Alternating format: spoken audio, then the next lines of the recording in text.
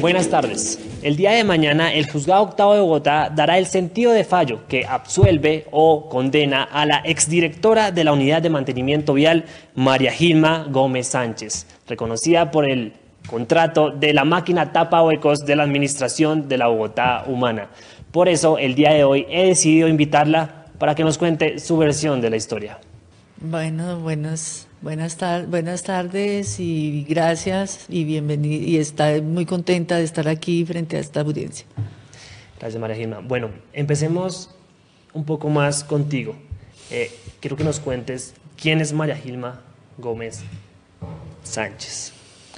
Bueno, María Gilma Gómez Sánchez es una ingeniera civil de la Universidad Nacional de Colombia, sede Manizales, con varios años de experiencia como contratista de obra pública, con también un trabajo importante en mantenimiento con los equipos de respaldo de energía de Telecom, y con un trabajo también en asesorar a Antonio Navarro en su trabajo para la gobernación en Nariño.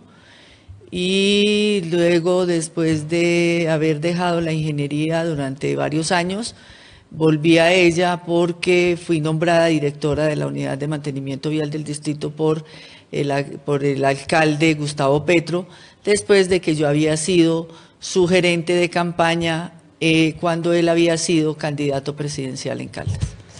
Ok, María Gilma, cuando llegas a la unidad de mantenimiento vial, ¿cómo encuentras esta entidad en cuanto a las vías que habían en Bogotá y cómo estaba esta entidad? Porque tú hablas en unos artículos que se leyeron de tratar de limpiar la imagen de esta entidad que estaba un poco sucia por la corrupción y por lo que venía atrás del cartel de la contratación. Bueno, pues me encontré una entidad muy bonita y muy interesante y muy necesaria para el país. Es una entidad en la cual contaba con trabajadores oficiales, maquinaria y equipos, un equipo de profesionales con reconocida experiencia y conocimiento, y laboratorios, planta de asfalto, es decir, era una empresa, era una secretaría de obras. Pero también me encontré con una entidad por la cual había pasado todo el tema del cartel de la contratación, todo el tema del carrusel de la contratación. El exdirector estaba siendo investigado y después de ello, después de un tiempo, pues él terminó en la cárcel, pero era una entidad con mucho futuro, con mucha posibilidad de montar lo que nosotros queríamos desde la Bogotá Humana, y era volver a lograr que ese mantenimiento, que es lo que no tenemos en este momento, que el mantenimiento de las vías se hiciera a través de una entidad del Estado. Entonces podíamos ejecutar esa política que nosotros pretendíamos implementar. Sí, ¿por qué es importante esta entidad? O sea, ¿qué labores en concreto realiza pues, la malla vial de Bogotá? Pues nada más y nada menos que el mantenimiento de las vías y de las vías de las zonas residenciales. Pero además, esa entidad, como había salido el cartel de la contratación, el carrusel de la contratación, tenía que hacer el mantenimiento de las vías que le correspondían al IDU. Esa fue una decisión de la doctora Clara López, cuando fue alcaldesa encargada después de que Samuel Moreno salió. Entonces, la unidad tenía que hacer el mantenimiento también y la construcción de unas vías que eran del IDU.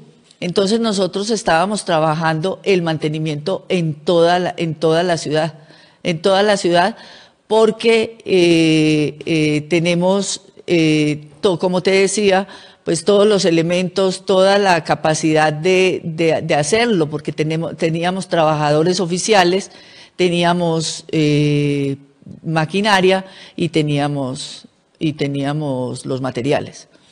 El tema de los accidentes con los huecos que habían en Bogotá, ustedes se vieron varias denuncias de los ciudadanos de a pie por el tema de estos huecos que estaban produciendo accidentes y dificultades en el transporte público.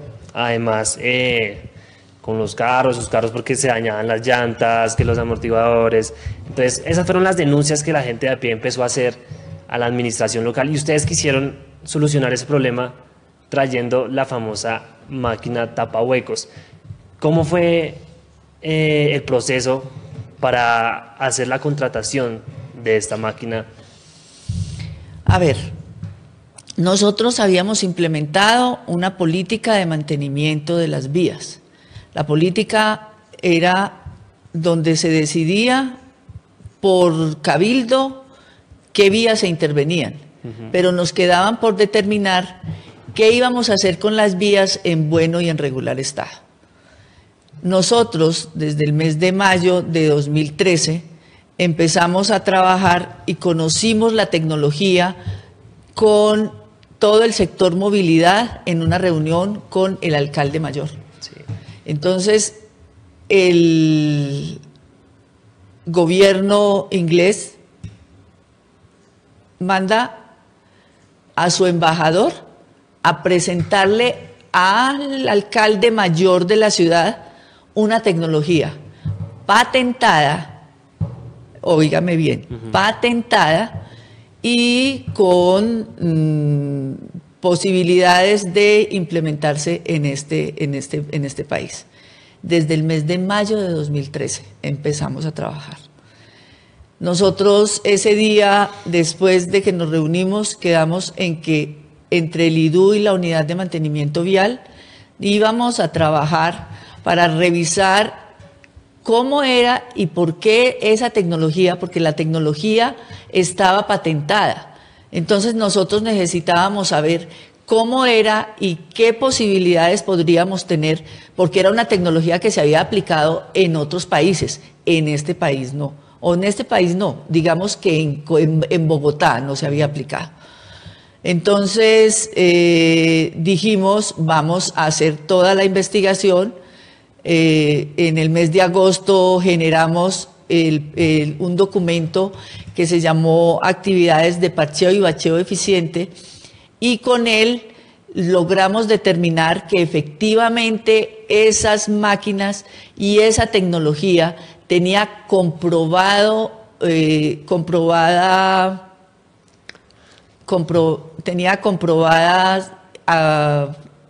efectividad Sí.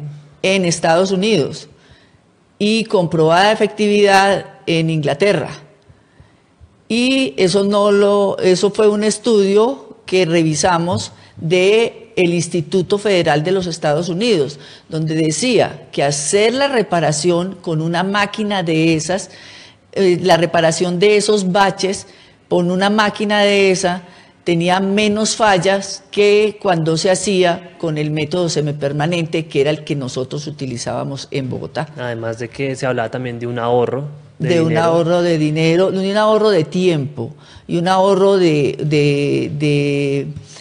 el tiempo de ejecución como tal. Entonces nosotros seguimos trabajando, revisando.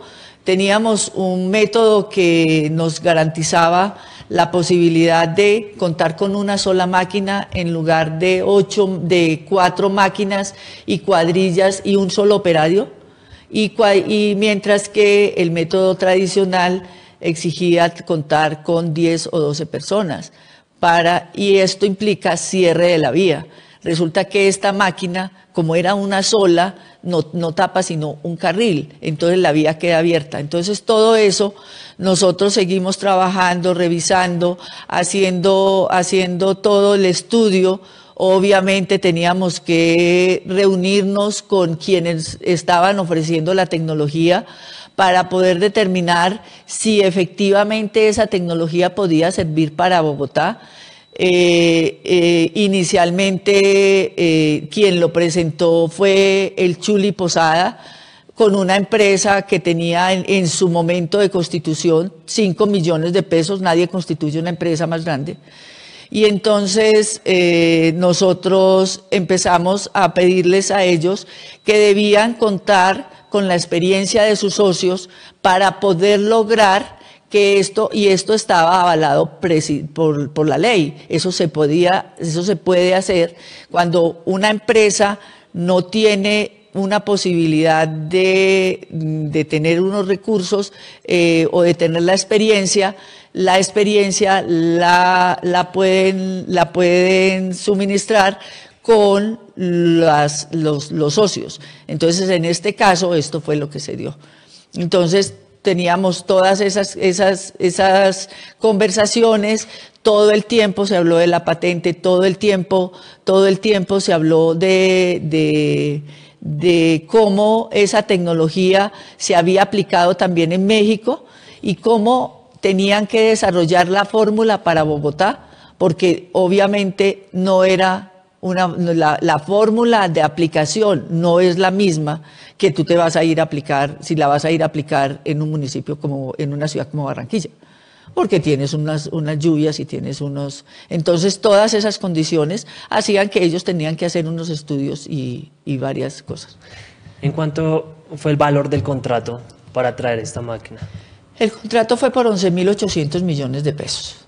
Se firmó el 26 de diciembre del año 2013, el 27 de diciembre del año 2013, y cuando justo iba a empezar la ejecución, no fue posible que les entregaran la póliza que amparaba el proyecto, porque se generó un escándalo alrededor que lo inició el concejal Cardoso y que después la veeduría distrital dijo que nosotros habíamos enmascarado y habíamos hecho una cantidad de cosas y que este proyecto no era de ciencia y tecnología. Exactamente, y eso lo denunció Lucía Bastidas en el Consejo, al igual que Miguel Uribe, que es el actual secretario de Gobierno de la alcaldía de Enrique Peñalosa. La polémica empieza por el tema no solo de que uno de los representantes de la firma era un actor, sino también por el tema de los materiales que se estaban utilizando con las máquinas.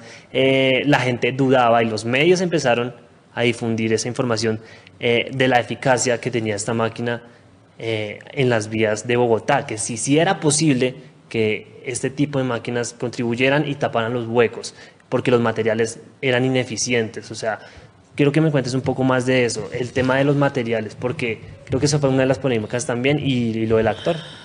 Bueno, pues una de las polémicas fue esa, la del actor, y la otra fue que ellos, los materiales no cumplían porque estaban apenas diseñando la fórmula. Eso fue lo que se hizo. Entonces, ellos tenían que entregar con el acta de inicio la fórmula de aplicación para Bogotá, y después de que la fórmula se aplicó, pues no hubo ningún problema.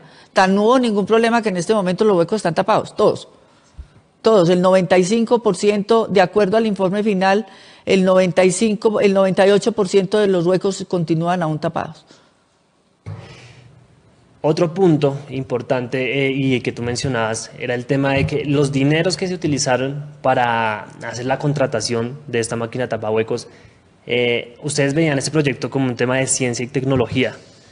Los concejales de la oposición y los medios decían que igual la Fiscalía y la Procuraduría con la Contraloría en la investigación dijeron que no, que estos dineros estaban destinados, que el contrato no era de ciencia y tecnología, que la máquina tapahuecos no tiene nada que ver con un proyecto de ciencia y tecnología y que era un contrato normal, un contrato público, de obra. Un contrato de obra. Esa es la discusión, esa fue la discusión que se planteó, pero nosotros teníamos un método que ahorraba tiempo. Nosotros teníamos una aplicación de una tecnología que venía de que íbamos a poder bajar de 4 horas a 15 minutos el tiempo de intervención. Eso es un avance tecnológico, eso es una innovación tecnológica. Y resulta que ciencia y tecnología se contrata por innovación, ¿ya?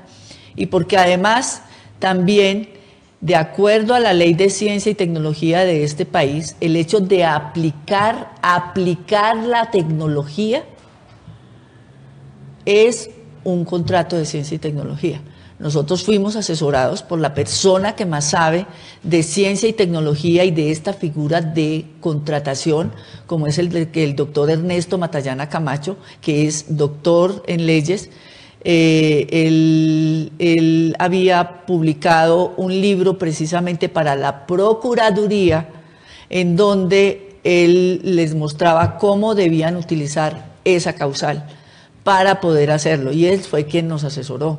Entonces fue un contrato bien asesorado, y además contamos con la asesoría para determinar si era innovación, si esa tecnología nos iba a servir, con la asesoría del doctor Luis Carlos Vázquez Torres, que fue la persona que es la persona que más sabe de pavimentos en este país, y que logramos, ellos, con la asesoría de ellos dos, logramos avanzar a que se tuviera ese contrato, pero hubo mucho manejo de los medios, mucha persecución. Sí, precisamente eso te iba a decir. Ustedes afirman que bueno, el contrato estaba con dineros de ciencia y tecnología, que cumplía con los requisitos para hacer la contratación, pero entonces, ¿quiénes eran las personas, quiénes son los sujetos que definitivamente no creían y que metieron la mano para que hoy en día pues tú estés inhabilitada por parte de la Procuraduría? Pues yo diría que el hecho de que la veeduría distrital hubiera manifestado que ese no era un contrato de ciencia y tecnología, sino un contrato de obra, pues movilizó a todos los órganos de control. Eso es de ese tamaño. Y pues la Procuraduría estaba en manos del procurador Ordóñez, pues obviamente encontró la posibilidad de inmiscuirse. A mí me siguieron un proceso verbal en la Procuraduría, me destituyeron y me inhabilitaron por 10 años. El Contralor, en medio de todo el boom mediático que se dio por el contrato, me suspendió con una figura del medioevo, verdad sabida, buena fe guardada, por unos procesos, pero para la opinión pública quedó como si a mí me hubieran suspendido por la máquina, y todo eso pues me llevó también a tener una situación de salud bastante compleja. Pero pues, ¿quiénes estaban detrás? Pues uno diría que el procurador Ordóñez. Sí, y que todo pasa en el auge de la destitución de Gustavo Petro. De la destitución de Gustavo. ¿Tú crees que eso también, o sea, que fue una persecución política, no solo con el alcalde, sino con sus principales funcionarios? Sí, claro.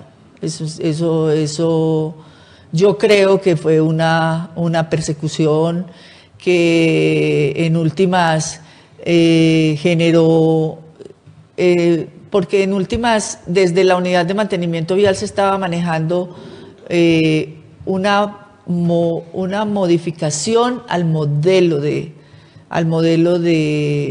intervención de las vías. Eso era lo que estábamos generando. ¿Cómo va el caso en estos momentos? Pues en estos momentos estamos pendientes de que mañana debe salir el sentido de fallo. Viví 2 años de proceso penal y mañana sale el sentido de fallo. Obviamente yo aspiro que sea absolutorio. ¿Y cómo ha sido ese tema del proceso penal? ¿Crees que has tenido las garantías para pues ejercer tu defensa de manera correcta? O sea, ¿hay las garantías? ¿Te han ofrecido las garantías? ¿Crees que ha sido así? Pues yo creo que la juez ha sido bastante ecuánime y pues en últimas estamos en este momento, precisamente ella está estudiando para determinar cuál va a ser su decisión. Y yo creo que la justicia va a brillar, la justicia va a brillar porque en esto hubo un proceso muy difícil, tomar la decisión no fue fácil, tomar la decisión de que ese contrato se hiciera era definir entre una política pública, definir que nosotros pudiéramos hacer evitar unos accidentes. Si bien tú vas en un carro y te accidentas, tú pasas por un hueco de eso, se te daña una llanta, pero si tú vas en una moto, el del motociclista normalmente, cuando vas y se puede matar. Claro que sí. Y justo esto nos pasó cuando estábamos en un momento muy difícil, cuando no les daban la póliza, y se podía decir que no seguía el contrato. Y yo dije, el día anterior, yo dije, se murió una niña en una moto, una niña por la circunvalar. Y yo dije, no puede ser, y seguí para adelante. Y fue muy difícil mantener la decisión. Pero aún después de haber vivido todo lo que viví, aún después de haber pasado todo lo que pasé, sigo sosteniendo, es ciencia y tecnología y se tenía que hacer. Teniendo en cuenta el fallo de mañana, si llega a ser favorable para ti, ¿qué pasa con los años de inhabilitación a cargos públicos? No, eso, la inhabilidad la tengo en este momento, es una demanda en el contencioso administrativo, que pues esperemos a ver cómo avanza. Nosotros estábamos y queremos y sabemos que podemos cambiar y que podemos cambiar este país. Y hemos hecho y lo demostramos en Bogotá Humana. Entonces, pues aquí estamos, aquí seguimos. Y el hecho de haber podido hacer, hoy por hoy la unidad de mantenimiento vial es una unidad que tiene una cantidad de elementos muy importantes, y eso lo dejamos nosotros, entonces, pues esperemos nosotros la parte que la justicia brille, porque la justicia cojea pero llega.